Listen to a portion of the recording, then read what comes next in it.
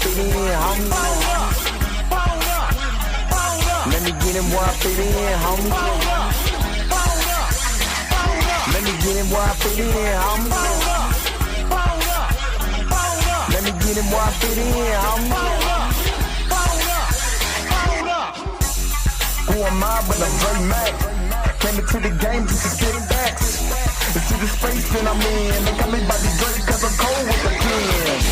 I run no diamonds but I still shine. You can dig me cause my bar's mine. My tracks flame like a Gamu. The hardest blood on my tongue. Thinking is a raw glue. I'ma throw with a gas leak. Camouflage in the mist, but you smell me. One spark, then I bet you I'ma blow up. Then throw my name around, get stupid, then you go dumb.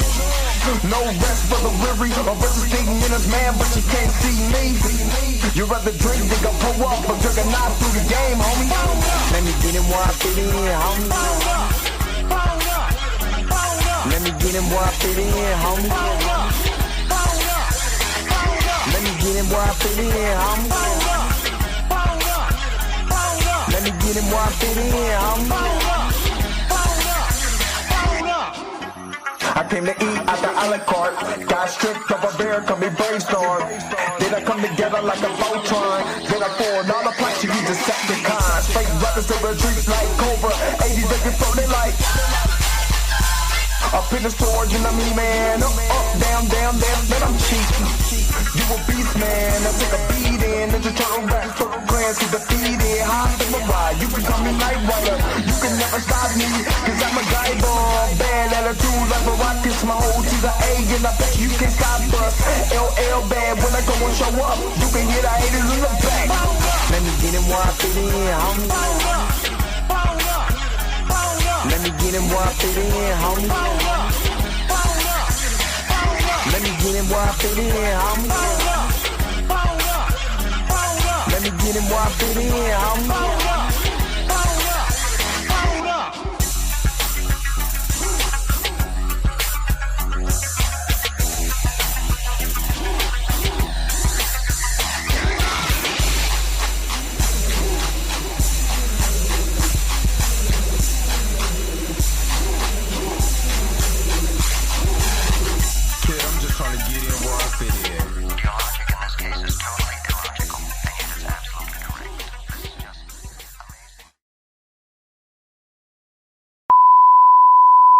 This is a test.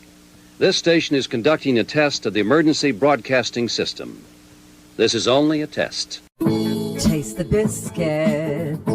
Taste the goodness of the biscuit.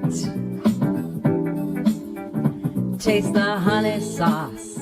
Taste the goodness of the biscuit with the honey sauce. Don't get that honey sauce on me. I don't like the way it tastes with my chicken wings. We return you now to your regularly scheduled program. This is a test. This station is conducting a test of the emergency broadcast.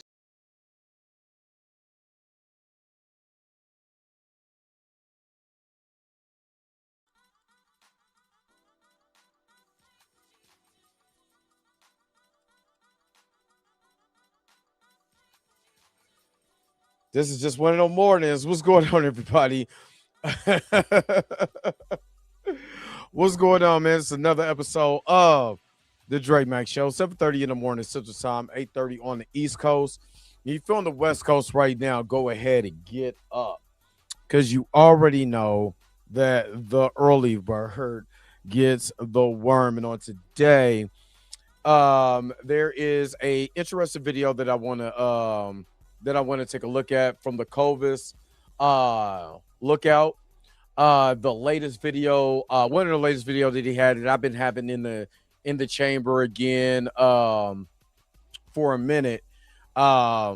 His video where he discusses black art and the problem with black art, and the way that basically our art is depicted. So I want to go through that today. I'm kind of going through my videos. Yeah. So this is the video like I said, it's the hate of black art. And honestly, there is a lot of stuff that we kind of take uh, for granted when it comes to, especially this new black art. Um, and I think a lot of it has to do, just like we were talking about Captain Durag. And I mean, hell, right now I'm Captain Durag. And you know, how we're actually looking at that, you know, is it warranted and stuff like that? It's a lot of stuff because I mean, we just have a history of we want to be represented so badly that we'll criticize like a lot of stuff. Um, so that's exactly what what I'm saying, what this video was talking about. So hopefully you guys are happy. Hopefully you guys are healthy. Shout out to my man Heavy Gant over at the Heavy Gant React channel, but you already know how I do. The real question is,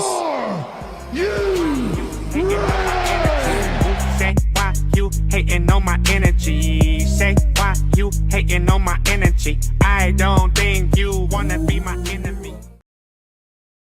all right, all right, all right, all right. And I'm not going to be on loan today. So today, okay, so for you guys, I'm gonna just kind of let you guys know. So I got something that I got to get done today also, and on tomorrow you're gonna actually get a video tomorrow because uh oh god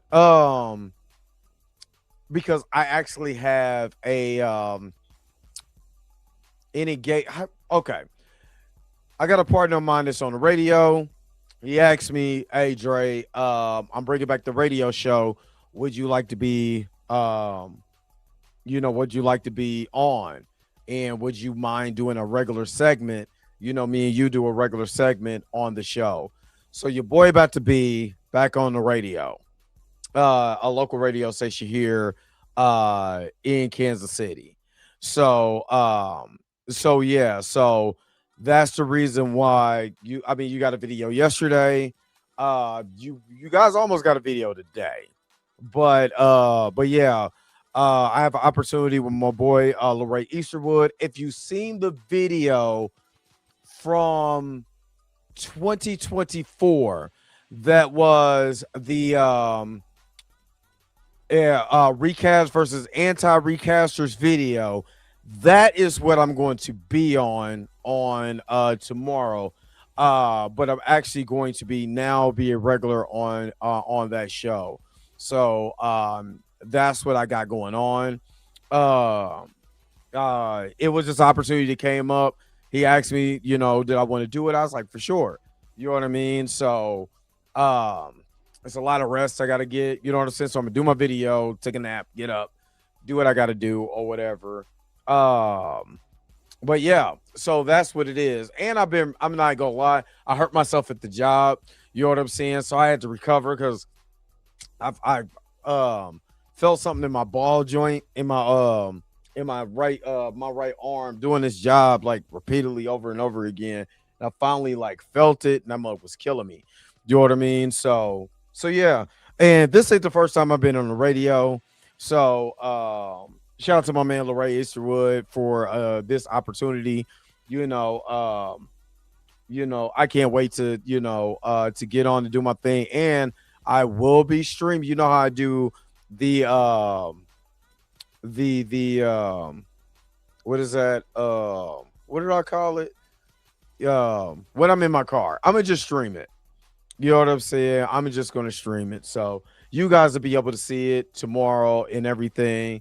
So I stream it on the YouTube channel so you guys can see exactly what I'm doing. When I tell people I'm a busy man, I'm handling business, baby. I'm handling business. You know what I'm saying? Creating, getting opportunities, making sure I take advantage, of the opportunity that I'm given by giving everything that I got, so yeah, that's what I got going on. What's up, Mika G? So yeah, so again, I got a lot going on, but I'm trying to tell you, it don't stop.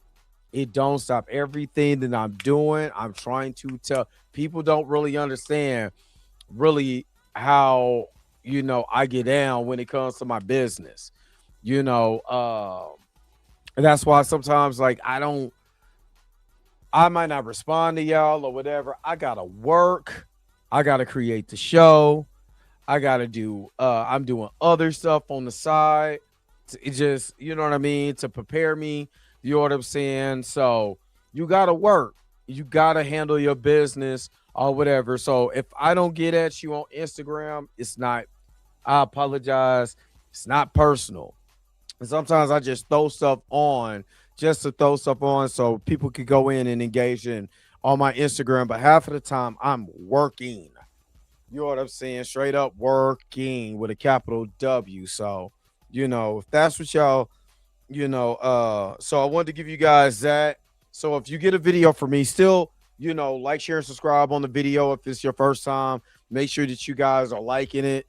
It does get pushed when it's a video. The videos get pushed, faster than these live streams do, because it does take 24 hours for the live stream to be completed, and by that time it gets pushed out.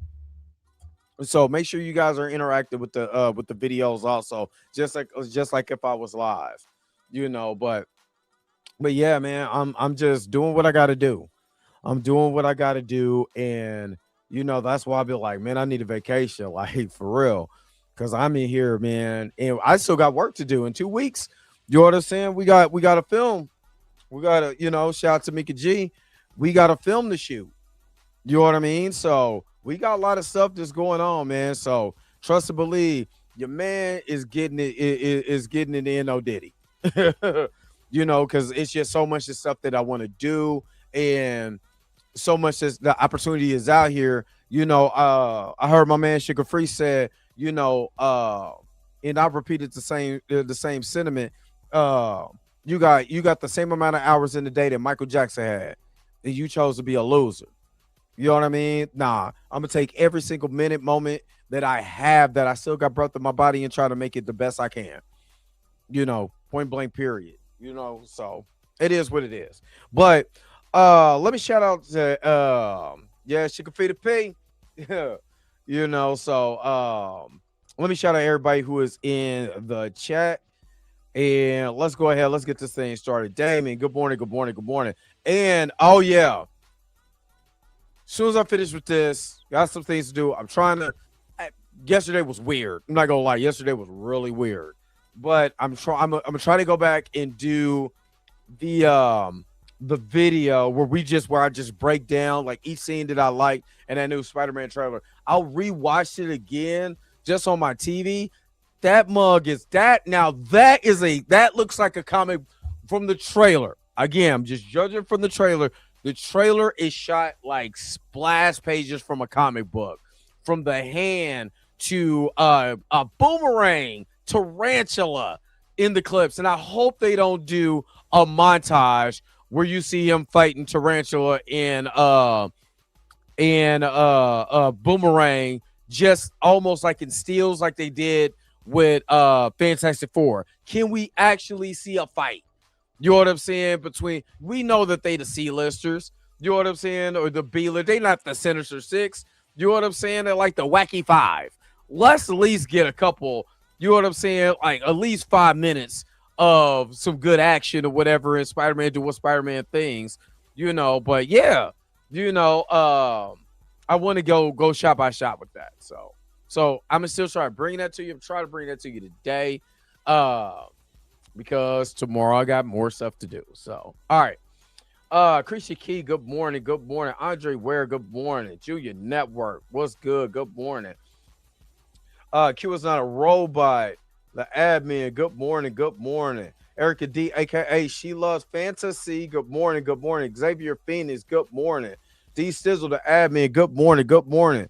Sheed is up in the house. Good morning. Good morning. Justice Note, what's up? Good morning. Good morning. You said they can have T'Challa and T'Challa now. Wait a minute, what did I miss? All right. Let me see. Marley Moore, what's up? Good morning. Tina, aka Mintygasm. Good morning. Good morning. Good morning. You still. Oh, you stupid. Oh yeah, we gonna talk about that real quick. X-Men, Xavier Phoenix. Good morning. Good morning. Good morning. Let me see. The Little Monkey Punch. Good morning. Good morning. I don't look like Usher. uh, you said black, boycott Activision. Good morning. You said black artists more than black art. Oh, we gonna get into it. We are going to get into it. Let me see. Let me see. Let me see. Let me see. Let me see. Of course, Mika G was in the house. Miss Roberta, the church auntie. Good morning. Good morning. Good morning.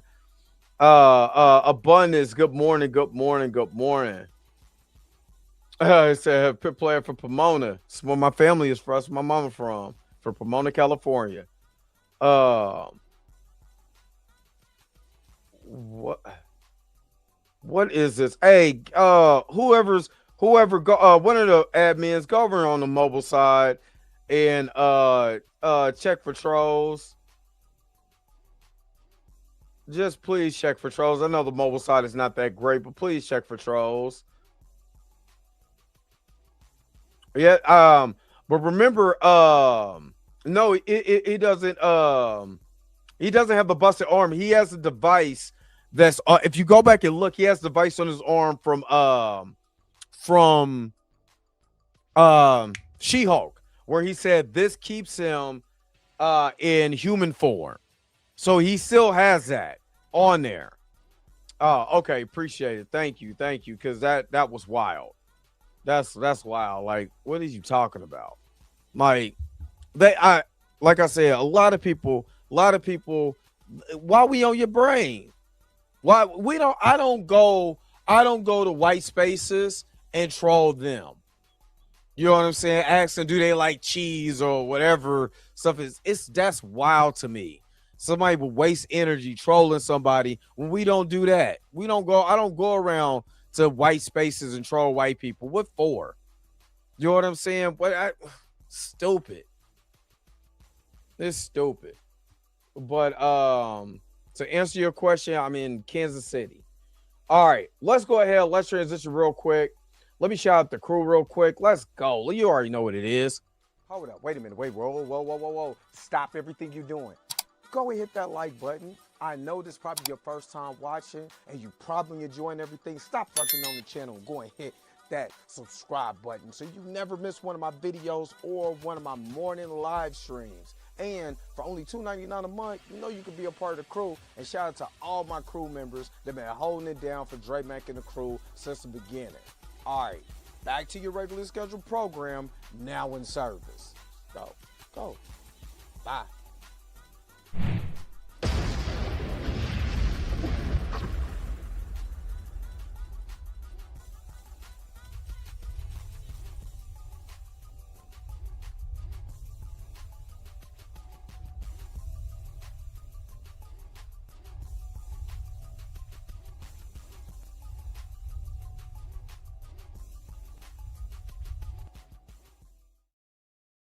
And again, thank you so very much to all my crew members, and including one particular crew member. She hasn't been in here for a while because she's been busy. My homie Cat Not Williams. I started to see her videos popping up, repurposed on Twitter about Afroman. First of all, Afroman is a national. He's been a national treasure for me. He's been a national treasure. But Afroman, she was covering the Afroman trial, and of course, she was part of the Law Avengers. I forgot what they were calling her something else now because she was on with a panel of a crew of people or whatever. I think they call it Law Tubers or something like that. But yeah, She-Hulk is hard to it's not hard to erase from your memory, but yeah. But she was covering the Afroman trial, so I seen somebody who had her picture up. I mean, her video up. I'm like, what's Cat got going on this time? What trial is she checking? I did not know Afroman even went through all of that. They kicked his door in, you know what I'm saying, raided his place, stole his money, you know what I'm saying, all of that. And my man commits to trolling. I'm talking about trolling to a defamation case where they tried to get him for defamation. Like, dude, you kicked in my house, you did all of this. Like, and they played the video of of Afroman trolling one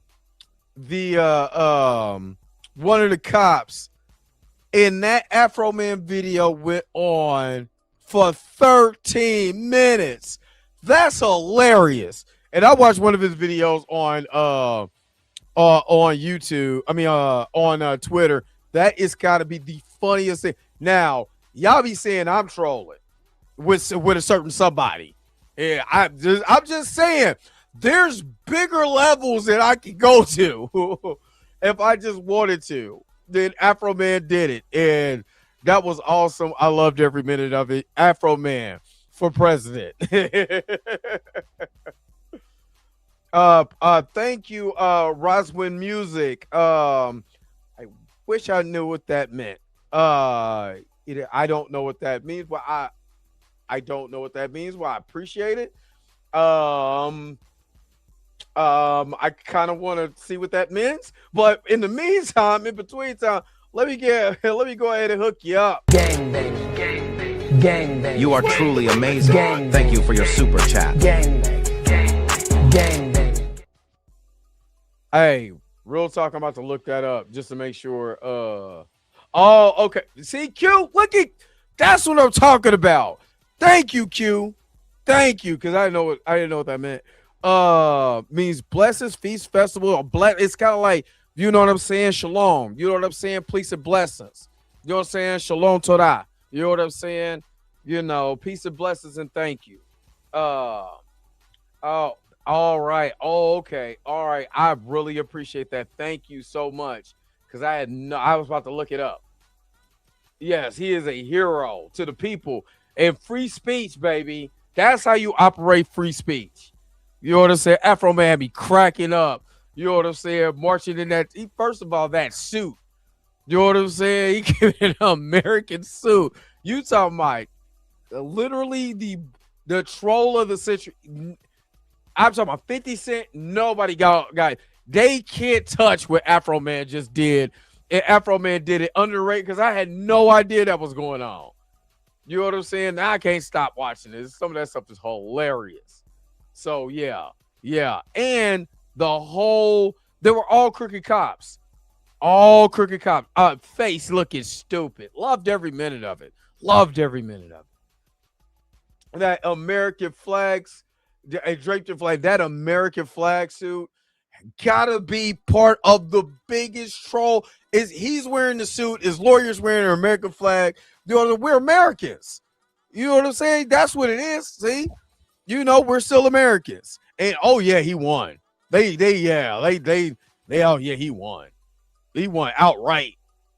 You know what I'm saying? So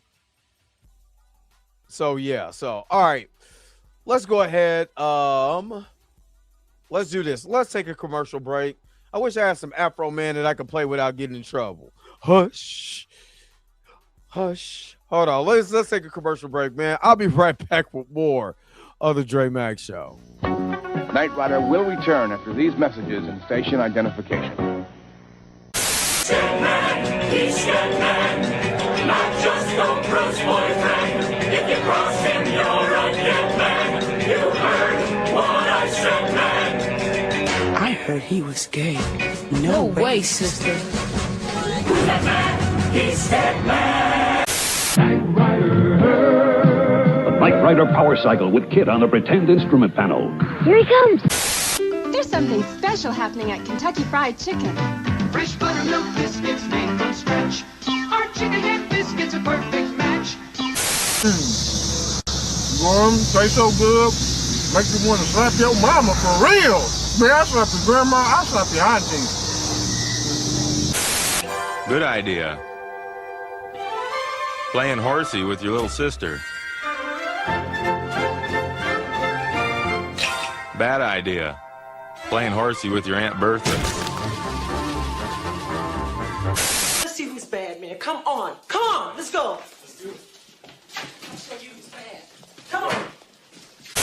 You wear a disguise to look like human guys, but you're not a man, you're a chicken boo. Now the conclusion of I hate how they talk about you. Everybody thinks you're just a freeloader. They don't know about... They can't know. They can't ever know. If my cover's blown, we're both dead. Do you like the car? It's for you. What's the occasion? I can't believe you forgot again. It's our anniversary. We've been engaged for 15 years. You know, I'd marry you tomorrow, baby. But it wouldn't be fair. Not to you or to the free world. Well, look at you. This is it. I can't believe it. After 15 years, we're finally going to consummate our love. Damn. This is Stedman. It's the commissioner. What? Professor Haight? He's escaped? Damn. What? The French Riviera? Now? Yes, sir. I'm on my way. Damn him! Damn that Professor Haight! He's escaped? Again? Can't they build a prison strong enough to hold him for at least one night? He's diabolical! I must go. Can it wait just 1 hour? I want it so bad. 5 minutes. 5 minutes? Believe me, when we finally make love, I'm gonna take my time. It's gonna take all night long. But right now, I'm gonna need some money. How much? Let's see. French Riviera. In the house. Wardrobe. Disguises, special weapons, laser glasses, speedboat, armored helicopter. All I have on me is 1.3 million. That'll have to do. Oh, darling, what kind of life is this? Oprah, darling, you have to be strong. There's more at stake than just you and me. Here's something to read on the plane. Thank you, darling. How about a kiss? Of course. Close your eyes. Oh, Stedman.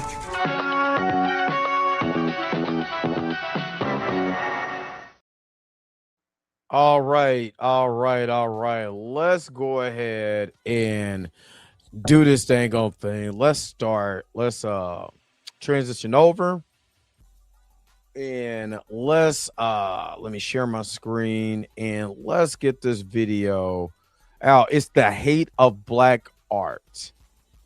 And again, this is from Kova's Lookout. So shout out to Kova's Lookout, man.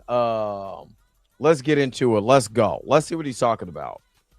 Is solely based upon the person behind the creation. From the different mediums used to paint, the vast amount of ways.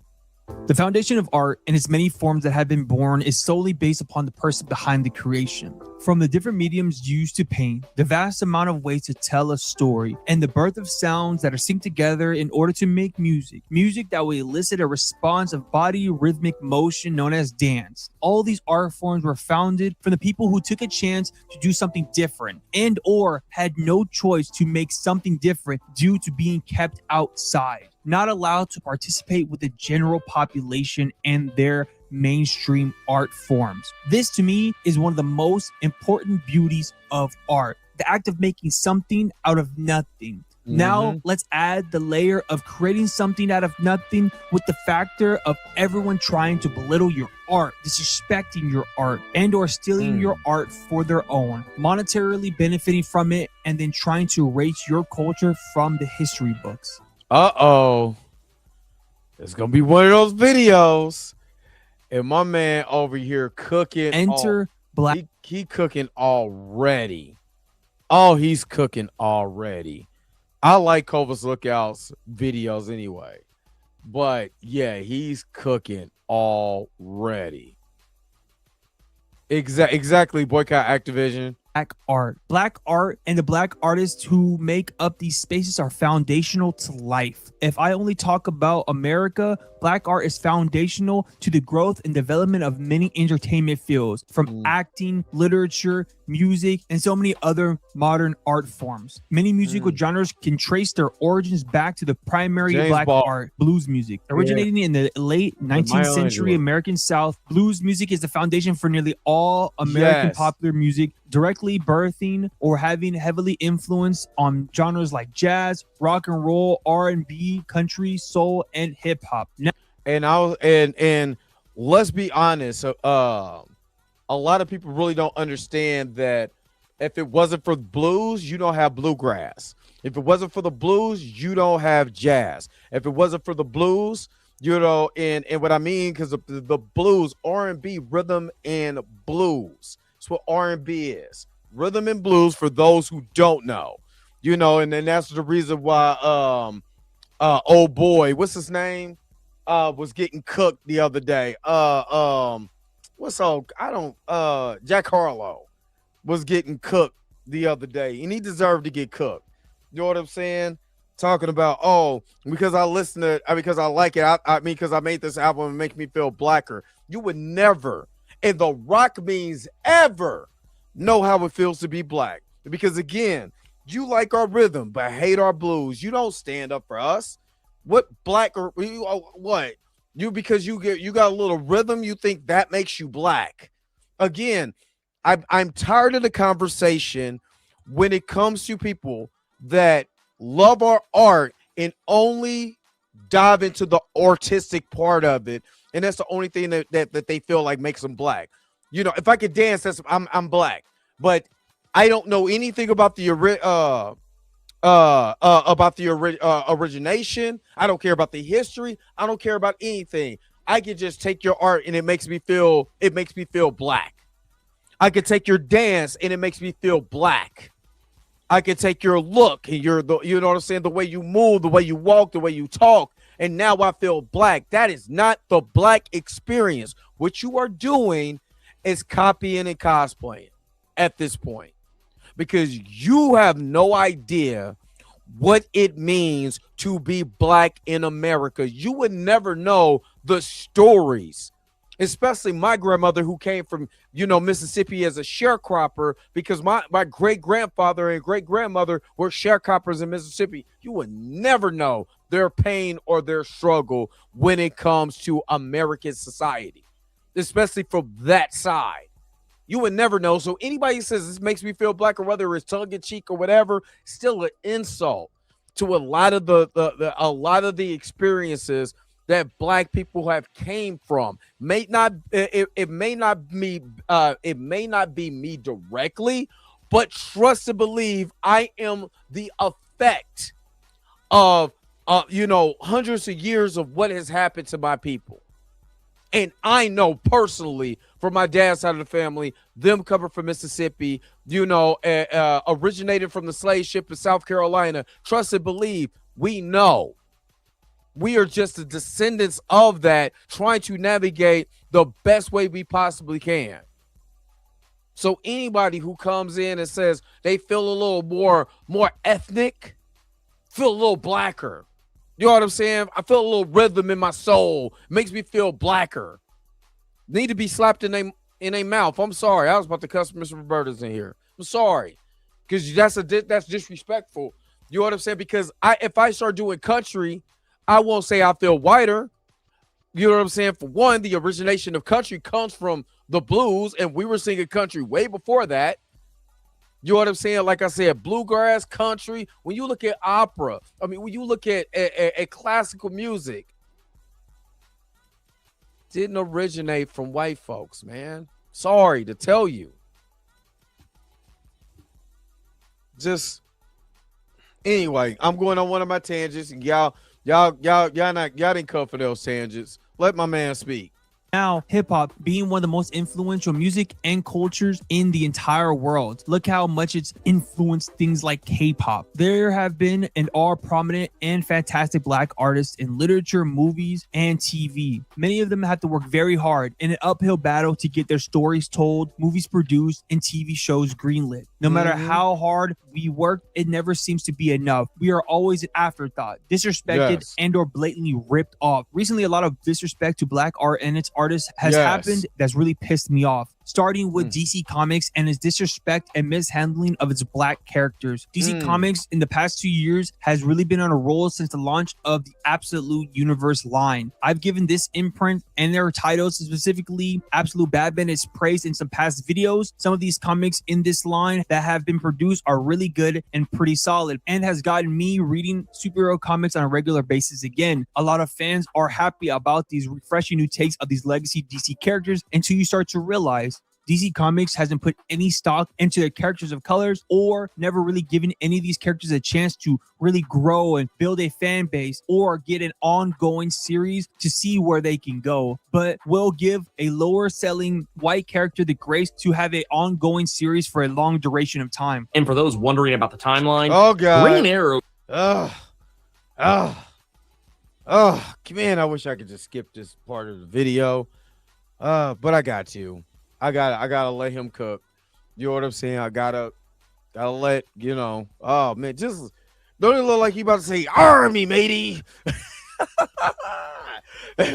Who took me sugar crisp?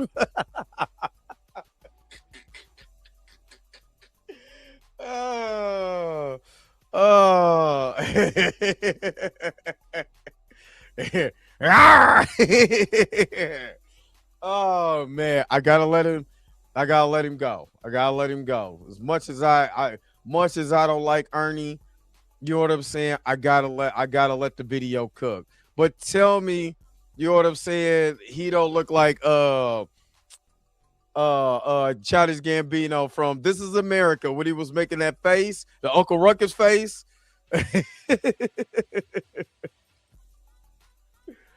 Oh man, what's up, Toria Ray Reloaded? What's good?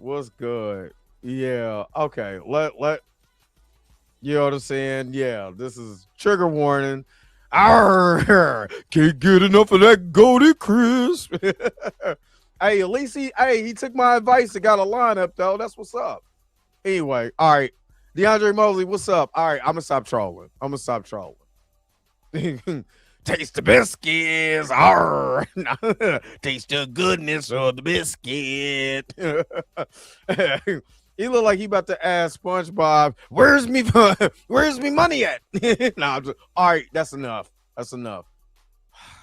Kicked off in June of 2023. It didn't get canceled until December of last year. It's the 2025. They let that book run for a long time when it probably wasn't even as financially beneficial to do so. The only time DC Comics really cares about its black characters or creators is when they quote unquote have to in February, when their company does what most corporate American companies do and pander to black people with their Black History Month merchandise. And you know what? He's absolutely correct on this. Absolutely. And again, what's up, Dane? See, it's nice to see you in the chat. And again, I got this comic, right? During Black History Month. You know, duh, because you know what they were going to do. And controversial take, it's a cool book. You know what I'm saying? But I wasn't, after reading it, I didn't get super excited about it. I'm just being honest. Everybody else is praising it. I read it, and I was like, all right, it's cool. It's cool. You know what I'm saying? I'm not overly excited about it because I know what it is. And coincidentally, because I got to call out my man, Ernie did that during Black History Month because he was trying to call out Rob to make him feel bad by not doing nothing during Black History Month so he could look like the black comic book savior of all for black folks. Just saying. It's a coincidence that he did it in February and then got mad when people started attacking him because it was February. And can we all just get along? Not when you shoe-booty and big dog. But anyway, let's get back to it. It could have been. D-Sizzle, I'm not lying, it could have been a lot better. What up, Iron Waffles? Yep.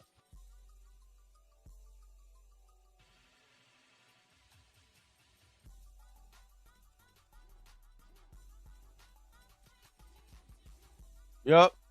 About to bring it up. Yep. Mm-hmm. Yep.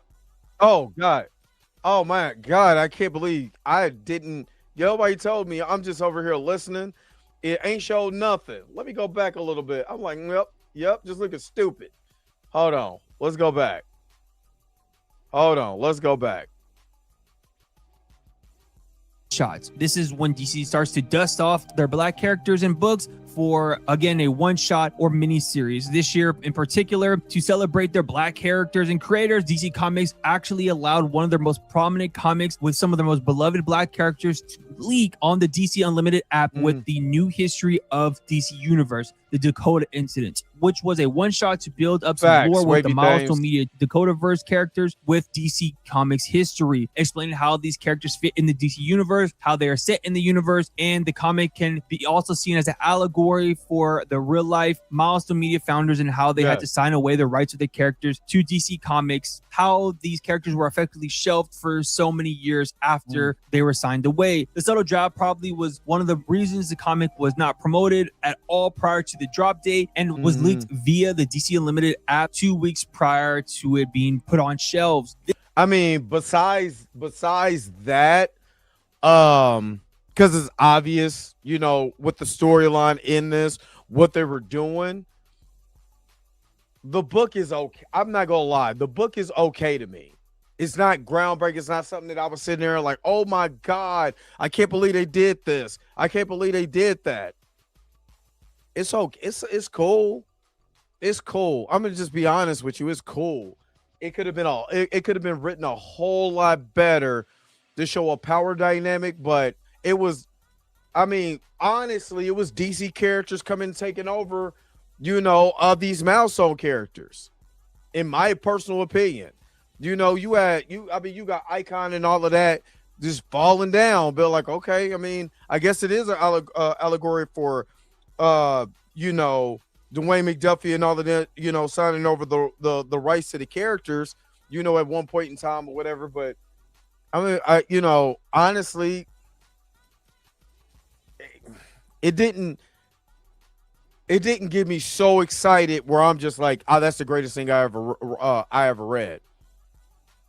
Some of the dialogue was, you know what I'm saying, was cool at best, but I wasn't super excited. And I hate to say it like that, but it's the honest God's truth.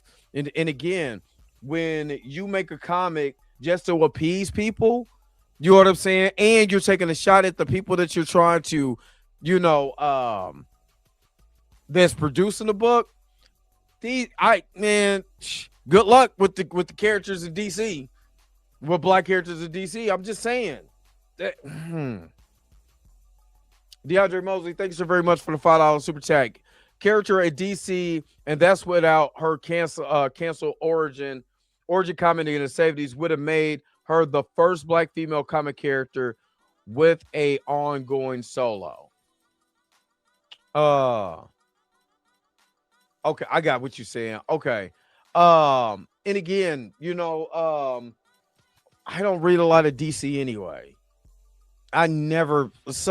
Like I said, the stories that I really really have gotten a lot of Batman Citrus stories, and it's more of the up here stories and stuff like that. We start talking about the mental of Bruce Wayne and all of that and stuff. And I'm just not a real big fan because I've never this here. You ain't gonna see nothing else from those comic book characters in a long time. Just saying. Yes, you know, shout out to Chillmonger and others that are pushing for second Princess, this stuff or whatever. They're trying to get it out and save these characters. Ultimately, it's still up to the editors and the writers of DC to make these characters, pluck the characters out of there, and make some phenomenal art ongoing after that. Not rehashing or you know, having books go along that nobody cares. I you know, being honest with you, I hear nobody just clamoring for Green Arrow. And like you said, they made a run for, you know, 2.5 years. For what? That's why I'm not gonna lie, I can't really stand DC like that. I mean, DC Comics, it's hit and miss for me. You know what I mean? Just being honest. But that's just my stand. But DeAndre, thank you again for the super chat. Let me hook you up, man. Let's go.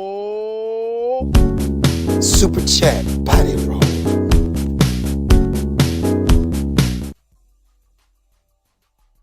All right. Thank you so very much for the super chat. Let's keep going. I kind of get on a rant by DC because I've never, for me, felt like DC Comics have given me books from from the black characters. Not all of it. I can't say all of it, but that makes me just want to just go and keep buying and keep buying and keep buying. That's me personally. You know what I'm saying? Because of the writing, the people that's writing the books. But that's my personal opinion. This leak, on top of DC Comics being called out for weeks for its mistreatment of its black characters, molded and has formed into the hashtag DC Comics So White movement, a movement founded by black creators, fans of comics, calling out DC Comics for their blatant disrespect of these beloved characters. That's how they treat black art in these spaces. They want us to work hard for something just to undermine, disrespect, and or steal from it. I personally could care less about DC Comics or Marvel Comics representing us. I support quality black art and comics year round. Milestone Media, I support regardless. As long as they're putting out quality work, I'm here for it. And that's another thing, and this might sound controversial. Yes, support black art, but it also has to be good stories. Let me say that again, because I think Blue hit it on this on the Blurred AF. He hit it on this, and I 1000% agree with that. There's so many people that just make your art just be making art to be famous. Rather it's movies and again, Tubi was notorious from this. People making stuff, and it was easy to get on Tubi at the time, and people just making stuff just to be making it. They'd be like, nobody supports me. Nobody wants to watch that because it's not quality. Just because you have a comic, just because Eric July has a comic and he's black, doesn't mean I defaultly have to buy it because he's a black artist. Is the material good? Is it? Is it something that I want to read? I want to come back to that makes me, it makes me feel good in my tum-tum. Does it make me feel like that? Just because I put it like this. I'm gonna be honest. I went to Comic-Con. I went to Planet Comic-Con. I'll be there next week before I go out of town. So I'll be there next Saturday. But I went to Planet Comic-Con, right? And, I ran into a booth with a young lady and stuff like that. And, I seen her. Nobody was at her booth. She was selling art, right? Yeah, I'm hating on Tubi. No, I'm not hating on Tubi. I'm hating on the people who don't make good art and just be like, hey, support it. No, it's trash. No, I'm not supporting that. But anyway, so I go and I see this young lady and she's just by herself. She was the only booth that nobody was buying stuff from. Yeah, John Ridley. Yeah. Oh God, let's not bring that man up. But so she has some art she was selling, right? And because she was black, I wanted to buy her art just because she was black, and I almost felt obligated to this. So I asked her. I said, "Okay, what kind of art did you got or whatever?" Oh, I got this. How much is your art? $150. Yeah, or $75. It was $75. I was like, yeah, I'll do it anyway. You know what I'm saying? I'll do it anyway. I have not put that art up because honestly, it's a little square. I want to say it's like 9 by 9. You know what I'm saying? I haven't put it anywhere because there's nowhere to put it or whatever. But just to support, I did it. And then I looked at it and I was like, I don't even like this. I just did it because I felt bad for someone. And even though I didn't like it, I bought it because she was black. And I'm sorry. I'm not buying your stuff just because you're black no more. What do you have and is it good? Now, with comics, it's a little bit different because you do have to read the book. With a book, it's a little different because you have to read the book. And then you decide, you make that initial purchase, you decide, do you want to go back to get more? You know what I'm saying? But if you have an establishment, you know what I'm saying, that is, you know what I'm saying, that not, you don't, it's not about being white. It's just about being courteous, being kind. treating people like you would treat anybody else. Don't treat me. I go into your establishment because we black. You should understand that I'm gonna be a little ghetto, or I'm gonna talk to you a certain way, or whatever. You know what I'm saying? Talk to me like you would anybody else. You know what I'm saying? Just because you have familiarity, I'm not saying you got to kiss my behind or talk, you know what I'm saying, or talk white or anything like that. Just talk to me like I'm a human being. I done went to black establishments, man, that I literally watched them treat the white people totally different than they treated me because I'm black. Oh, man, you know what I'm saying? You can just, oh, man, what are you doing? I want to sit down. I'm hungry. Just sit me down, man, so I can eat. And we have to be like that about black art, man. We just cannot just support everything. Because if we support everything, that means we're allowing any and everything to, you know what I'm saying, to be consumed. And then now they think it's cool because they support me. They support me. Just wanted to kind of throw that out there. Andre, were you stupid? I'm gonna hold on to it, but I'm not gonna lie, I don't like it though. It's still I still have it. It's still wrapped up, all of that. But I'm gonna be honest with you, it's not my aesthetic either. But Milestone was also disrespected recently by the biggest comic book YouTuber, who was getting packed out by another pretty big comic book YouTuber over his interesting choices of people he likes to follow, while also not representing or supporting black comics whatsoever on his channel, even though he is a black man. Milestone Comics is effectively FUBU within comic books, right? It is black superheroes created by black faces. Rob really dropped the ball with this take. He really dropped the ball and then turned around and covered the Dakota incident. You know what I'm saying? It is. I know. Man. Let me. Whoa, Lord, I'm just rehashing. Yeah, their hairline is wild. No, that I ain't gonna lie. That hairline is wild. That's the only black-owned brand that Rob actually knows about. Let's just go and keep that a buck. I honestly do not care really about the beef that much, but I did care about how that YouTuber called Milestone Media FUBU Comics, as if that was a bad thing. Since these comics and characters were created by black people with black audiences in mind, that it's devoid of mainstream, aka white audience appeal, which is literally not true. Look at the Static Shock cartoon that was based on the Static comics. That show was transformative, and everybody who watched it loved it, regardless of race or gender. I'd argue that the show and the character of Static as a whole was a precursor to a Miles Morales being born. FUBU shouldn't be looked at as a bad thing at all, because if we're being honest, most art is FUBU in nature due to the creators of said art and what their background is. These creators were and when he said that, he made it almost like a jab that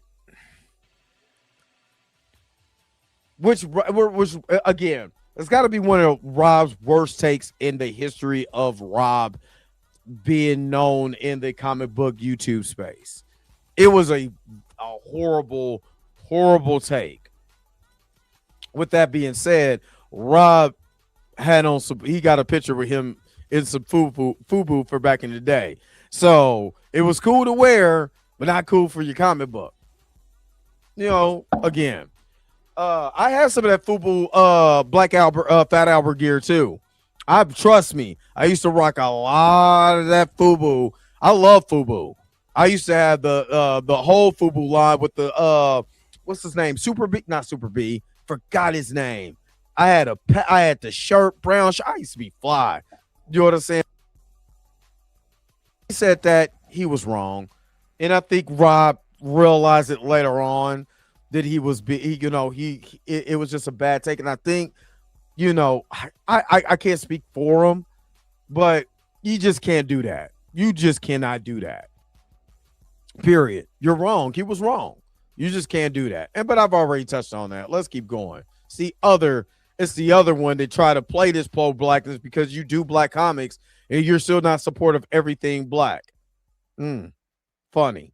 often leak their own personal selves into the pieces they create that will speak to a certain subsect of person that is usually part of their own culture more than others outside of that culture. Look at the movie like Marty Supreme, which I'd say is a Jewish movie from beginning to end, from the story to some of the actors and the writer-director Josh Safdie. Yes, the movie is about a ping pong player striving to be the best ping pong player ever while also being a complete douche and dodging real-life responsibilities. The movie also explores and gives subtle nods to the Jewish experience and lifestyles back in the 60s in New York City. Josh Safdie would know something about this culture, being a Jewish man from New York himself. There's a fantastic scene with one of the characters telling a story about his time in the Holocaust and how he was out in the woods working, found a honeycomb, smeared all the honey on his body, and then let them other men in his camp eat the honey off of his body in order to nourish their bodies in the hellscape. Pause. We couldn't just put the honeycomb in a pot. We couldn't get a bowl. You ain't gonna, man. No, I can't walk past that. What? No,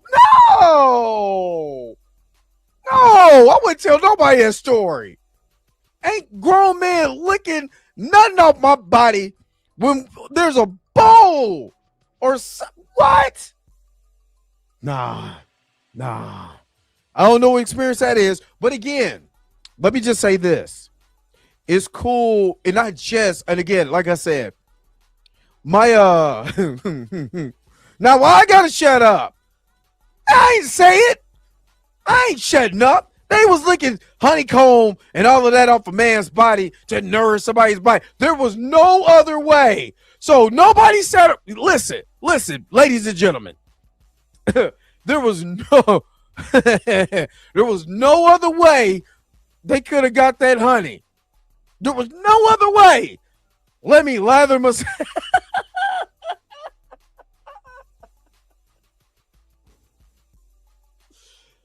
There was no other alternative but to let a bunch of people lick honey off of me. And this is just okay. All right. Okay. Let me calm down. Pause. More pause. Pause. That sounds like something that's happened at 4:00 at Diddy's house. You know what I'm saying? But exactly. There was an alternative. Nobody just hold on, because I'm getting off subject. But think about that conversation. Hey man, all I got is one honeycomb.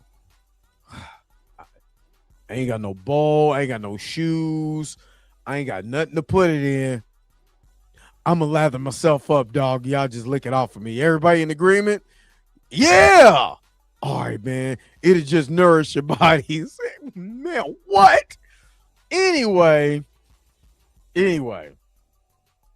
I say that to say this, is that it's cool when a Jewish man, tells his story. Tina, I didn't do it. He said it.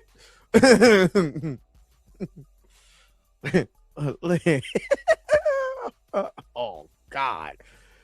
Anyway, so it's cool when a Jewish man can tell this story and bring up the Holocaust and stuff like that, which is a traumatic event. I understand that. I empathize with that.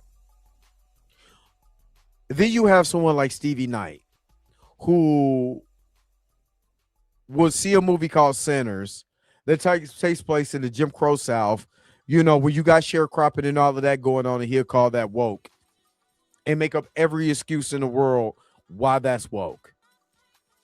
You got the black experience. You got somebody with Tourette's did not only say it to Michael B. and Delroy, but said it to how you pronounce her name? Winmu. I can't pronounce her name offhand, but he said it to her. But BBC caught that one, but didn't cause the other one. Knowing, again, like I said, it wasn't Tourette's, it was a choice. If I start bringing up the black experience from sharecroppers, is Wumi? Oh, okay, Wumi. Okay, I was saying her name backwards.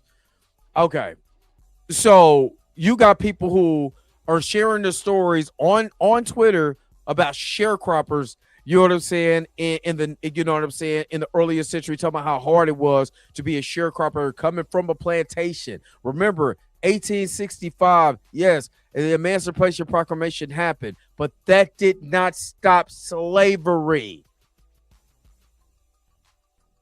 That did not stop slavery from happening. That didn't stop still white owners for still enslaving, just in a totally different way, black people in the South. But we tell that story, we need to, lead, why do you always got to bring up slavery? Why do you always have to have this? Why do you always have that? I guarantee you nobody called this movie where the honey is getting licked off a grown man's goddamn hairy chest. They didn't call that woke. You didn't see the usual suspects coming out and calling that woke. You ain't talking about the LGBT gay emphasis on honey being slapped all on somebody while they lick it. That was part of its experience. We have to empathize with that. You see, they ain't calling that woke, but when it comes to us, just saying, I done spent way too much time on this. Let's keep going. That they were placed in. This is a story I bet Josh heard from a Jewish elder of his, or something that he probably recalled, or a story he was told that he was able to incorporate within this movie. Something that somebody who wasn't Jewish or part of a Jewish family would ever know about. But FUBU is only negative or can't be taken serious when it's a black person making something for a black audience. Look at how people try to frame Tubi as if it's lesser than because there's a lot of black art put on that app. Look at how the Hollywood media was trying to shit on Sinners when it first came out. Now that movie is undeniable. It is a profound piece of media, one of the best movies to have come out within the last 10 years. But it took Ryan Coogler and crew to be nominated and win multiple awards for it to get recognition and respect outside of his intended audience. Hell, it took Ryan Coogler to have multiple smash hits at the box office in order for him to get a movie like Sinners made. I guarantee you Sinners wouldn't have gotten the light of day or the budget it got if Coogler wanted to make that his very first film. If we want to talk about a beautiful FUBU comic, let's talk about one of the best black indie success stories in comics. That's Brother Man. Brother Man is a 1990s indie comic series by two brothers, artist Duwab Anawable and writer Guy Sims. The 11-issue series follows main character Antonio Valor, a man having to deal with everyday events in the Metroplex, promptly titled Big City. At first glance, the book looks like a superhero comic. It's really not. The main character Antonio does wear a costume, but no one in the comic actually has superpowers. And Nwable describes the comic and its main character stating, Antonio Valor was to embody the concept of the man who is upright and about his word. He is personified in our minds, the black man in our communities who were disciplined, caring, and protectors of their families and communities, yet go to their grave with no songs written about them. We wanted to celebrate those who deserve it in mythology. The comic first premiered at the New York City Black Business Expo on April 9th, 1990 and became a certified hit, selling 40K in their first year publishing the series. By 1994, they had sold over 750,000 copies of the comic, tracking to hit over 1 million copies sold by 1995. That's how you do it. Doing all of this independently. The comic was getting... This is what I tried to say about Eric July. Eric July had to, which I'm going to be honest with you, I've never heard of this comic before in my life. I've never heard of this comic before in my life. So this is interesting. It's put me on game because I didn't know anything about this. You know what I'm saying? So that's why I like watching his videos, because certain things he puts on that I didn't know about. So again, what I meant with Eric July is Eric July, instead of pushing this right-wing libertarian thing and separate his audience, he could have sold 1 million of those books.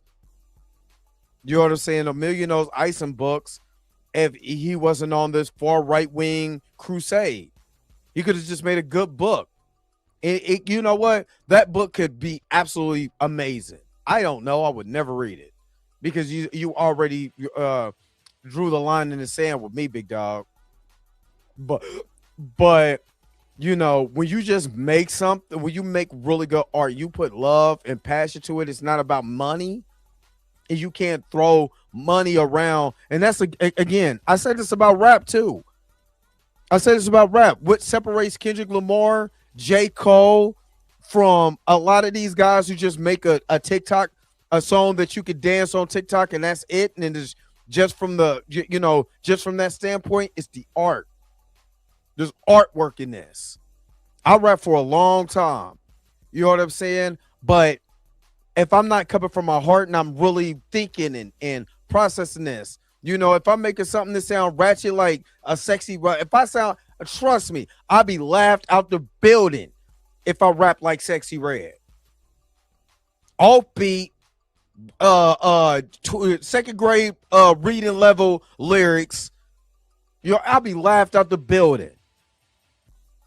But when you make it art really from your spirit. And it's for you, shared for everybody else. You know what I'm saying? And then they catch on to your art because everybody else is feeling that art. When you come from your soul, that's how you get paid. That's when you really start getting paid because you're doing something that you love and you're getting paid for it. Oh, it's most definitely by design. Oh, most definitely. But you can't compare one of these little rappers to Chuck D. You can't compare none of these rappers to KRS-One, Rakim, Eric B, Eric Sermon. You can't compare them to Cube. You know what I'm saying? You can't compare none of these rappers to, you know what I'm saying, to Grand Nubians and nobody like that. Come on, man. You know, a Kendrick, you know, a guy, you know, I mean, hell, I was on the Russell's on the Lil Russell train, and then he jumps off the ship. Because he got talent. He just jumped completely off of the ship. You know what I'm saying? Like, come on, man. So, but we are in a digital age that everybody thinks creating something is to make money, another source of income, and they forget about the art.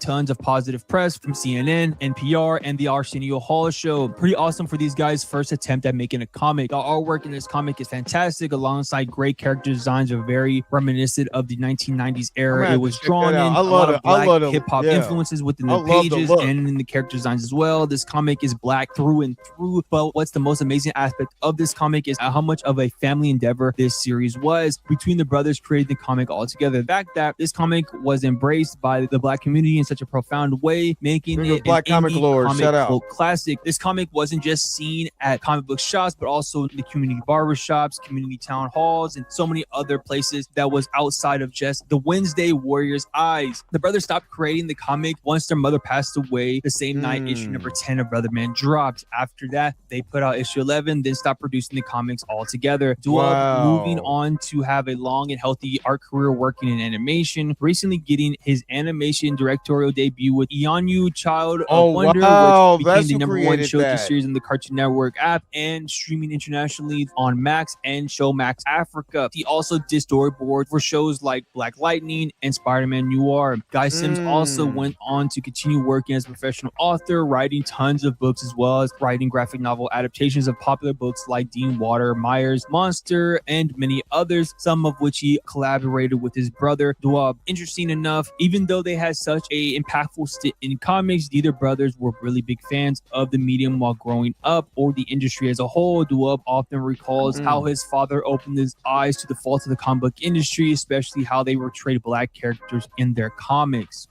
And I had to sit down with my dad when I was in like 7th grade. And my dad said, hey, I'm going to sit down and talk to you about these comic books. And, you know, my dad was the activist type. My dad was a forefront guy. My dad was really the personification of what we were writing about. And so he said, you know, let's sit down and talk about this. So it was very refreshing that a brother is saying that my dad was basically one of the influences for this comic. That's amazing to hear. Let's keep going. I was like excited to talk to my dad about comic books. So I brought all my comics down and he said, now, how many of these comics have black characters in them? So I pulled out Luke Cage, I pulled out Black Panther, the Falcon, and I think that was it. And then he said, okay, now here's your black comic stack, and here's everybody else, including green characters and aliens and mutants, you know. And that in itself, before he even said anything, that's the first time I thought about that.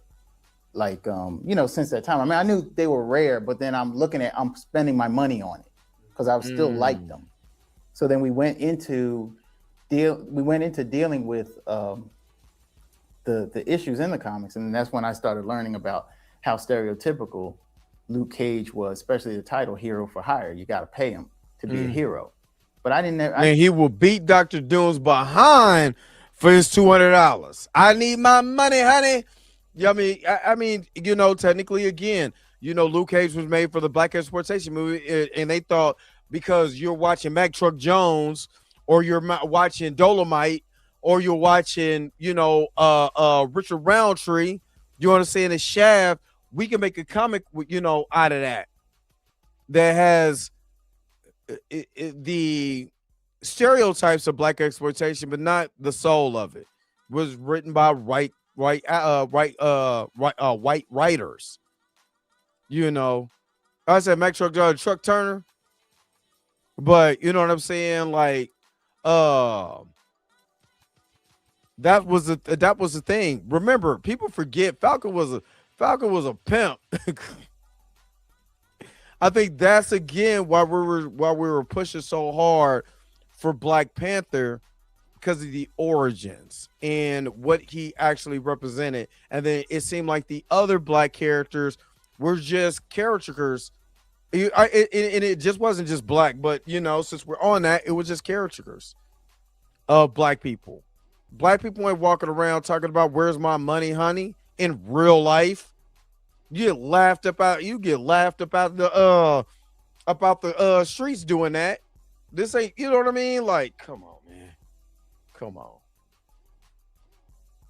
So again, that's why, you know what I'm saying, I was going after Ernie so hard. Because we can't be, you can't be, you got to read this, you got to read that, you got to read that. And then the whole nature of what Black Panther is, you just shove that down the toilet and be like, nope. I never really understood what hero for hire meant. And he said, man, you got to pay him. You don't have to pay, you know, you only have to pay Hulk. He, on instinct, he turns green. You know what I mean? And he'll destroy everything, but he'll still get the villain. You know, so I started thinking about that, like, wow, man, you know, I'm spending my lunch money on this. And then my father said, you know, I'm not telling you what to do. I'm just having you be aware of it. So then my dad had a fire going one night, and I came down with all my comics. I mean, I had Inhumans #1, Defenders #1. I had old 12-cent Daredevils. I mean, I burned them. And I think that was significant to me because the burning of the comics burned what they were engraving in my mind, which I see a lot of guys never got out of their mind. You know what I mean? Like their whole objective is to be a part of that machine, which there's nothing wrong with that if that's what you want to do.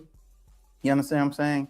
But to me, I think where I wanted to go, I said, I felt like I had to do something for kids like me. And I didn't feel as though the machine really cared about kids like me. Brother Man is a great example of a quote unquote FUBU comic and what it looks like when a community comes together to let black art grow free and masterfully, coming out around the same time as the Milestone comics were being produced. The differences die and dwell, don't have to fight their corporate overlords in order to put out a respectable piece of craft, nor have their corporate overlord trying to impede on the success of their characters. They can drop a Brother Man whenever they like. They actually relaunched the series a few years back with the Brother Man Dictator of Discipline, which was a fantastic read with amazing artwork, just like within the original series, but with a more seasoned dubs whose art really sings off the pages with this iteration. FUBU isn't a bad thing. Great art should come from a real place, from real experiences that connect us all. Even if something is made with one type of person in mind, if it's really profound, it can be adored by other people. I really enjoyed Marty Supreme, even though I am not Jewish. I still understood and enjoyed Josh Safdie's perspective of his culture. I'm sure the same can be said about a non-black person when they watch Sinners. So why can't this be the same with the Milestone comics or any black comics as a whole? See, when it comes to black art, there shouldn't be a box for these expressions to be put in, nor have to appeal to everyone. Equality is having the option to be as amazing as you can be or as mediocre as you can be. We should be able to do both things and not have our blackness be weaponized for doing one or the other. I shouldn't be pressured to work twice as hard to get half because I'm black, nor not be able to fuck up because I'm black. I should also be able to create an upright standing hero, positive character, as well as a low down scummy character that is black, and that should be fine. And he's absolutely correct. He's absolutely correct. I mean, somebody made this comment on Twitter saying Michael B. Jordan deserved his Oscar because it proved that he had to work twice as hard playing two characters to win one award. Just saying. I should be able to have fun and create a character with a do-rag as a cape, and that should be okay as well. Let's talk about Captain Do-Rag, in fact, really quick. Yeah, let's talk this about actually Captain pissed Do-Rag. me off. And no, not for the same reason many of you were pissed off. I'm actually pissed off how people went so high and right with these characters. Captain Do-Rag, a minor character in the Disney Junior show Hey AJ, a show about a little girl who uses her imagination to go on cheeky little fun adventures. One of the episodes was about AJ going on an adventure with Captain Do-Rag, who her dad made up for her in order to help clean her room. When the character made its first appearance, the internet, especially the black side of the internet, had a field day, one that really bothered me. The whole argument came down to me about respectability politics. If you don't know what that is, respectability politics was a term coined in 1993 by Evelyn Brooks, Higginbotham. It is a strategy where marginalized groups adopt the behaviors, dress, and morality of the dominant culture to counteract negative stereotypes, gain social acceptance, and fight injustice. And this is exactly what we had the conversation with Blue. That's basically what he was saying. So what is wrong with us wearing do-rags? And once he said it like that, he was like, you got on do-rag. What if your kid makes up a superhero out of you wearing a do-rag? You know what I'm saying? Which my son literally made a big bearded version of me. You know what I'm saying? That I played on the show. Said that he was me because he wanted to be me for Halloween. So he got a long beard. You know what I'm saying? It was cute and funny, but I'm his hero. So I can understand in that perspective why that character would resonate with a little girl who see her dad put on a do-rag and he comes in and wants her to clean her room. So I get it. Captain Do-Rag sounds like a Boondocks character is right. But I do understand that and let's be honest, or let me put it in the chat. Do you think we're afraid of who we are in all elements? And what I mean by that, so I can give some clarity. We have our hood side. You know what I'm saying? Let's be honest. We have our hood side. And we also want to show a classy side of that. And I think sometimes we do get caught up in not embracing who we are at times. Brown Hornet, that's who I was. I had a Brown Hornet shirt and the pants. Oh my God. But do you think we kind of get caught up because we're so demonized on everything we're doing? I'm gonna give you an example. Only reason why I don't have no problem with twerking, because you literally see this over in Africa and everybody wants to copy their dance over in certain countries in Africa. So I don't make it seem like Africa is just a country, it's a continent, but certain parts of West Africa, especially Ghana, you know what I'm saying? Nigeria, Ghana, you know what I'm saying? All of that. They'll sit up there. They got women that do that, you know what I'm saying? Shake their butt, all of that. Quote unquote, what we call twerking. We demonize it over here and they embrace it over there.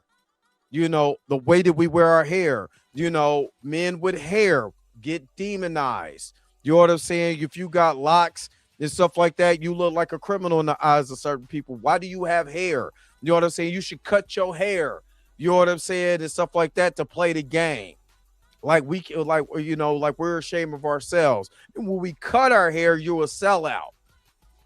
You know what I'm saying? It's do you think that we have that problem? Put it in the comments what you guys feel about that. Because sometimes I do feel like, we are ashamed a lot of times of us, the way that we dress and stuff like that. You know what I'm saying? I'm not talking about the shenanigans. When it start coming to just the bull crap and the shenanigans and the bull jive, you know what I mean? Where you just doing too much hood stuff to try to seem hard or whatever. I don't know. But you know what I mean? It felt like sometimes we look in the mirror and we don't embrace that side also. You know what I'm saying? Because we want to be so far away from that so we could be this classy. But at the end of the day, folks are still calling us a nigga. I don't know. Y'all tell me what y'all think.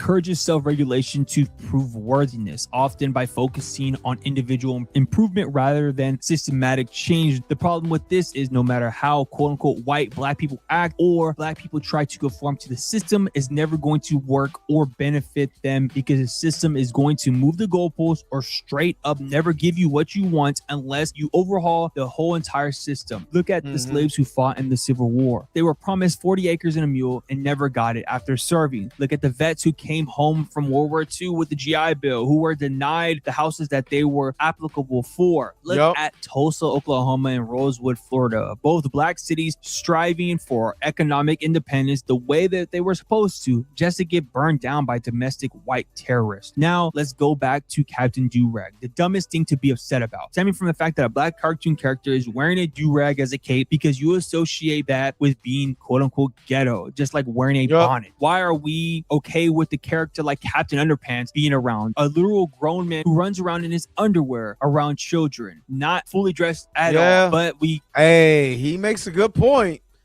He makes an amazing point with this.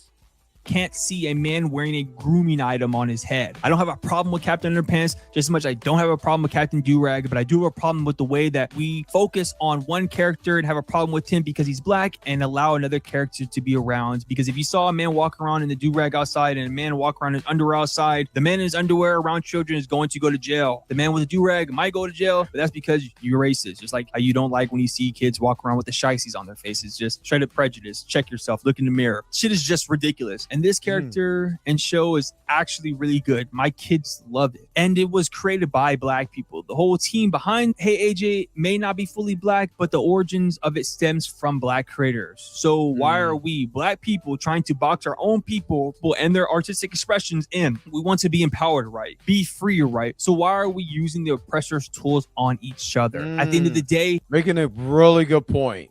Making some really good points.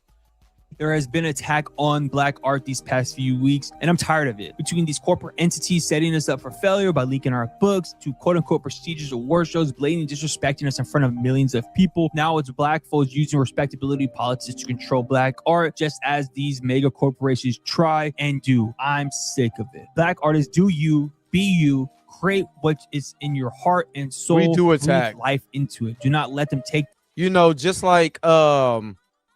Just like how they would, you remember when they were sacking Megan and Jonathan like super hard, oh, I don't think this is real. They don't think this, they don't think that. While watching Krishan and Blueface at that same time destroy each other for everybody's entertainment. You know what I mean? Carissa Shields, she's expressing her love. Do I think she is expressing it a lot? You know what I'm saying? Yeah, she does. But she gets attacked because of her and Papoose. You know what I'm saying? It's just like, and I look at the comment section of who's saying it too. It's a lot of us. A lot of us just hate it. They just hate. But then, this is the same thing Tito Jackson said about Michael. He said Michael Jackson was so good natured, so good. And we're so used to the evilness in this country that we'll demonize anything that's good. And again, a lot of us, you know what I'm saying? A lot of us was attacking Michael Jackson too. He's weird. He's this. Why he hangs around children. He's this, that, and the other. Yada yada yada. But also remembering, then this dude grew up. We watched him. Our parents, or you know what I'm saying, or some of the adults. Watch this man grow up as a kid in the industry, which we know what this industry does to children. What this industry does to children. If we watch this man grow up, if we was the first one jump on the bandwagon, talk about he weird, he need to go to jail. Just being honest. Why these people were suing him, were saying all this stuff to take everything he took from them. Let me say that again. The man owned half of Sony. That was a power play that Negroes are not supposed to do in that industry. You're supposed to be chubby checkers. Be happy to be there. Dance. We'll hold your rights, though. We'll hold all your publishing. You see what I mean? But that air of creativity away. Your heart and soul can never be boxed in, What's up, the duplicated, or Diddler? replaced. Don't even let them try. Keep thriving and keep surviving. All of this stuff is just the culmination of the system of oppression, right? All these feelings that we have towards these things, how we view them, and how people put their own negative energy towards our art. It's not even just like black art, just art in general is always torn down, right? Art is seen as something that is not a necessity. I always like this term, you know, you don't need art to live, but in order to live, you need art. And I think that art is a seminal and very important pillar in our society in general. Everything comes from an imagination. It is something that is from nothing, was from the buildings, the highways, to the comics, and the video games. It's all a culmination of imagination and all these different factors.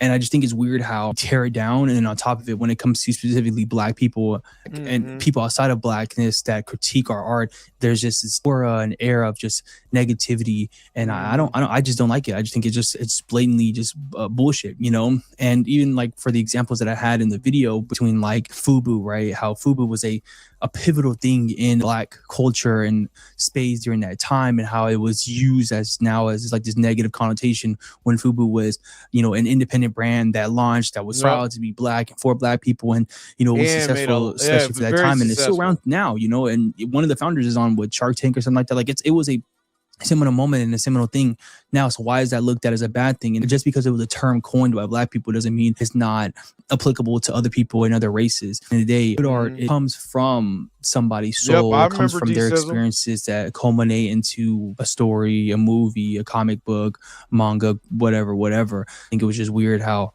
you know, the Comics Explained used that as a negative just because he says he doesn't like it. So what does that even mean? Like, it's cooked. If you want, you know, to hear more about my opinions on that whole entire beef, I actually did a podcast with Eddie from the Waving the Red Flag podcast, so go check that out. Even with the Captain Durag thing, you know, and this whole like respectability politics and, you know, what's good black representation, what's not. It's also a layered conversation, obviously, because of the history of black characters that have been portrayed within the media landscape, from movies from back in the day to now, from, you know, the mammy and lazy Negro stereotypes to now like the gangster or the rapper or, you know, whatever have you. I think that there needs to be a deeper conversation about what is actually practical and rightful representation and what that actually looks like and smells like, because it's a very hard line to teeter on between like what is good representation for black men, for black women.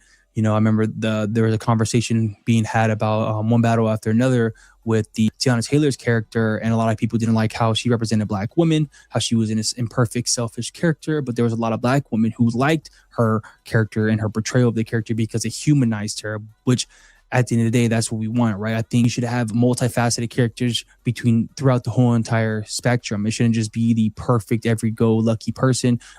Facts. And I'm stopping it right there. I'm gonna let him keep going because the women in this chatter are wooning over my man. But this is still the argument that I had with, you know, or that I've had when I still talk about the Ernie conversation with Recast T'Challa. There's nothing wrong. We want to, because he's a part, and I think we need to just address this. He's just a part of representation. He's not the end all be all. What he does represent is the anti-stereotype. That's why it's so why it's so needed. But that doesn't mean that Shuri isn't needed either. You know what I'm saying? Other characters isn't needed either. It doesn't take away from that. You know, but to say stuff is unserious and all of that, you know, it's dumb. Because it is serious. You know, it is very serious. Because we need a balance. You know, of course, I'm not gonna sit up here and be like, you know, I'm the perfect representation as far as like, I've done a lot of dumb, stupid stuff in my life. I've done a lot of dumb, stupid stuff in my life. You know what I mean? But I continue to fight and strive hard and be better for the next day, even though I don't look like the aesthetic that will put, you in that mind frame of, oh, he's supposed to look like this and he's supposed to do that. No. But I bet you my character will. Maybe it may not be my clothing, might not be my hairstyle, may not be none of that, but my character is what counts. You know what I'm saying? So yeah, I agree with this brother is saying, man. Let him keep going. You know, yeah, the chat, yeah. I'm gonna start putting some water up in here, some buttermilk for all these biscuits is going to dry biscuits around here. Or the lowly, just stereotypical, horrible person. It should be a fluctuation in between and have the nuance within those characters, which makes it more realistic. Because at the end of the day, all Black people and all people in general are not the same, and they all have their flaws and everything. And when you try to glorify or evangelize somebody, it essentially makes them non-human. In the same way where you try to bastardize and demonize them as well, it just makes them a non-human. So we need to really figure out and have a conversation about what is proper representation. And I think Captain Durag was just something I just seen that was just a dumb conversation. Honestly, it was just annoying. You know, it's just a cartoon character from a pretty good cartoon show that has a multifaceted cast of Black characters in that cartoon, and I think it's really, really. And for all of us, it did. That's why I brought up Hammerman. We can't talk. If you grew up with Hammerman, you should like Captain Durag. The man had dancing shoes and dancing all the damn time. Captain Durag, if we like that, then Captain Durag can live on. Good. Like, I don't see what the problem was, but whatever. I don't want to hear your conspiracy theories behind it or why Disney is this or that, because at the end of the day, your only problem with Captain Durag was the initial portrayal of a man with a durag as a cape. That's why you have a problem with it. I don't care about your deep dives or behind the scenes shit that you found out. I don't care. I don't want to hear it, but I just know that it's just bullshit. All in all. No, I am a comic book creator. I've put out a multitude of comics. You check them out on my website. You can buy copies of my comics on my website, but also I'm going to be dropping all of my original comics on my website for free for you guys to read. Just so sign up for my newsletter. There's going to be a new comic coming out every month. What's up, I have a few of my comics up there right now, and I'm going to be posting again once a month. So please go sign up for that. I appreciate you guys for watching this video to the end. Don't forget to like, comment, subscribe. Thank you for supporting this channel for all this time. All right, so go to Culver's Lookout if you want to support. While y'all over there talking, go buy the comics. Man, selling books. Go over there and buy some books. All right, so let me take a quick commercial break, and I'm gonna give you my final thoughts. I'll be right back. Don't go nowhere with more of the Dre Max Show. Let's go. Let's do this one. Knight Rider will continue in a moment. Wow, 19,000! Tiny Dick, for short. It talks! This is the problem with being rich. Your only other nickname is Dick? No.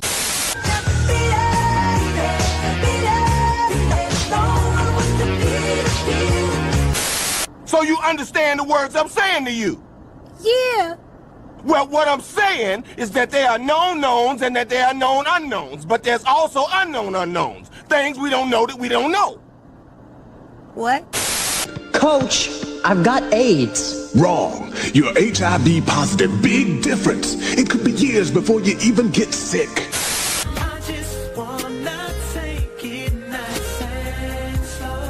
With That's My Slow Jam, we found a way to get you all these slow grinding hits at an unbeatably low price. Act now and get all 58 songs for only 52 cents per track.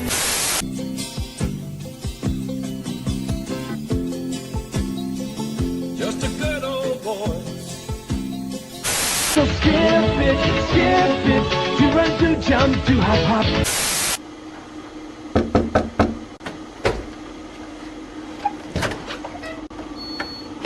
Hi. Now the conclusion of Darling, are you all right? Oh, what happened? The robot ducked. Oh, it's a private room. Lock the door. Of course. First, let me close the blinds.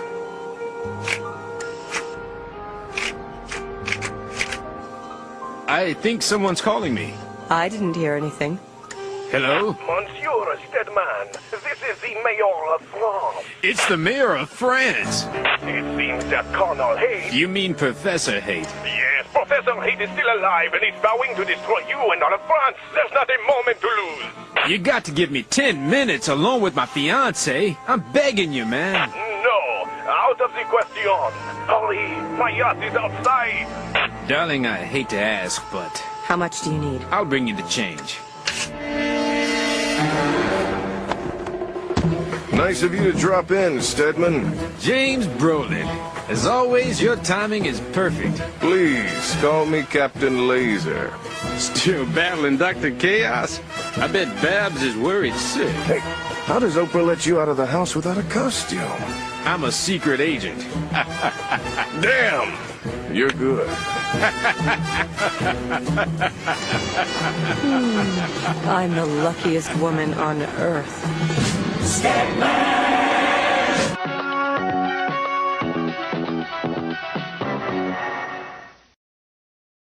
You mean Professor Hate. All right, so here's my final thought. So yes, this brother is a comic creator. So if you want to you subscribe to his channel, you want to get more information, go to the Covis Lookout, and you can get more information, especially you two ladies in the chat. Get more information what you need. Covis Lookout. Just terrible. Just terrible. Diabolical. But I gotta go. So here's my final thoughts. He's absolutely right. We do have to embrace the art. We do have to embrace the art. At the same time, we can't embrace everything just because it's black art. We have to be subjective to black art. We still have to hold black art to the same standards as we do white art. You know what I'm saying? So, because nothing is above reproach, nothing is above critique. What the problem is, we can't critique it as hard, or harder, you know what I'm saying, than we do white art. We can't go super hard, you know what I'm saying, on black art, but then be okay with white art in certain instances. Just like, you know, he might I like that movie. Not watching no movie with my man pouring honey sauce over his body or everybody lick it. I don't care how hungry people are or what nourishment. You better take a lick and keep it pushing. You know what I'm saying? Or we can make a spoon. There's alternatives, is what I'm saying. You know what I mean? There was alternatives. So yeah. We do have to support black art, but be selective about your black art. Just you know, like I said, I don't want to get it hyperbolic and think you could just because you'll go broke, and then you'll eventually realize, man, half of this I don't even like what you do, just like what you like. You know what I'm saying? Support who you want to support. You know what I mean? Because there's different art for different people. And find the artist, find the comic books, find that stuff that makes you happy, that you like. You know what I'm saying? And if you know somebody else don't like it, okay, cool. You know what I'm saying? Cool. You don't like it. Just like I said, even with the whole Rob thing, if you don't like my song, cool. Find other people who do. If you don't like that he doesn't do black art, fine. That's cool. Go find someone else who does. You know what I'm saying? Go find other people. There's thousands of people on YouTube. Thousands. Especially in this genre. It ain't just Rob. It ain't just Blur Without Fear. There's other people. So if you don't like the way that they do their thing, go find somebody else who fits that mold. Go search. Go find. You know how many, people with 2,000-3,000 subscribers or maybe even less, I found their video because that one video is blown, and now I'm following them just because I like their stuff. They may not be a big channel. I'm not a big channel, but people are still following my channel because I give them something that they like. Just go find stuff that you like. Don't do it because they're black. You know what I'm saying? But if you're looking for the black experience, go through certain people and see what you can find. And that ain't the person, cool. Go find somebody else. Stop complaining. And go find other stuff that you can like. Because when it gets to the point is, yeah, big YouTubers I feel like big YouTubers have a responsibility. And Rob, you had a responsibility. You completely dropped the ball. You know, with the whole FUBU conversation and all of that, it was whack. It was whack. You tried to redeem yourself, and I understood that. I gave you a lot of grace. You know what I'm saying? Like that. You know? And we gotta start giving people grace too. Unless they start thinking everything is funny, and then you just gotta Afroman troll them. You gotta troll them. And I don't mind trolling. Real heavy. You know what I'm saying? But at the same, again, you know, just find the things that you like. It might not be popular. Go find people that you like. Build your own tribe out of that. You know what I mean? Just, I don't know, man. Just don't get so caught up in complaining that you missed the little guy over here that's trying to do the things that you're asking for, but he ain't big enough. And we got that problem bad. Let me say this before I go. We got this problem bad. We'll diss somebody because they don't have enough subscribers. They could be giving you perfect content. We'll diss them because they ain't big enough. Well, help them get big. Help them. Help them get big. But no, you don't want to do that because it's easy to complain and all of that. There's channels or smaller channels that always start off small. Every channel starts off small. But it's up to the people. As long as you're getting the entertainment factor that you're looking for, you're getting the information that you look for, help that person build up that channel. But no, we'll skip the small channel because we want to be a part of this big channel. Oh, look at me. You know, I'm trying to communicate with the bigger channel. And trust me, I did. I was trying when I first got into this. Now I really started hitting YouTube hard. I tried to smooth on a bigger creator. Hey man, put me on. The whole entire time, he wasn't go. That ain't his responsibility. I mean, it would have been nice. It's not his responsibility. My responsibility was to get on myself, build my channel, buy the equipment, put in the work. If I want to be a streamer, I'm gonna be the dopest streamer that you heard. That's what I decided to do. But you gotta put in the work. And then when people see you do that work, shout them out. I'm proud of Cat. Cat had less subscribers than all of us. And Cat found a passion, you know, breaking down these these court cases and stuff like that. Now look at her. The brother I always talk about, Heavy Gant. Me and Heavy had the same amount of subscribers because we started our YouTube channels, not necessarily at the same time, but we start really picking up. I was supporting him. He'll come over and support me. But he blew up. He was like, hey, he found the lane. I'm going to make videos off of that, and that's all I'm going to do. And he went for it. And is quite successful. That's why I shout out Heavy Gant, because his thing was, hopefully you guys are happy. Hopefully you guys are healthy, because he works out. He takes care of his body. He'll tell you his story. Former fat boy, you know what I'm saying? Turn bodybuilder, all of that. You know what I mean? So that's why I get that from. That's why I always say that and shout him out.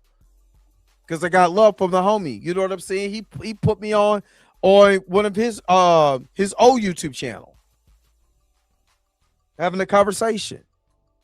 But the point that I'm trying to make is, if someone is giving you the entertainment factor, he's giving you what you're looking for, boost them up no matter how small or big they are. Boost them. And just don't do it. I ain't going to just start liking everybody and start subscribing to everybody because they black. Find the stuff that you like and then just kind of go from there, man. And just find your tribe, man. That's it. Yo, the sign is real simple, B. It says wrap it up. Wrap that up, B. All right, we're getting ready to wrap this thing up, man. I got to go because I got something to do. I got to be up in like 3 hours. But thank you for tuning in to another episode of The Dre Max Show. Put it in the comment section below and let me know what you think about this video. But again, don't forget to like, share, and subscribe. Don't forget to hit that bell notification so you can never, ever, ever miss one of my videos again. Until next time, I'll holler at you guys later. Peace and vibe power, man. Enjoy the rest of your Thursday. Where's my outro at? Because you already know I gotta go. Wait a minute. You're telling me the video's over? What? Huh. Okay, I guess so. If you have came to this portion of the video, thank you so very much for sticking to the end. Don't forget to like, share, and subscribe. Don't forget to hit that little bell notification so you never miss one of my videos. And if you really want to, you don't got to, go ahead and follow the social media links that's down below. Until next time, I'll let you guys later. Peace and vibe higher, y'all. Y'all take care of yourself.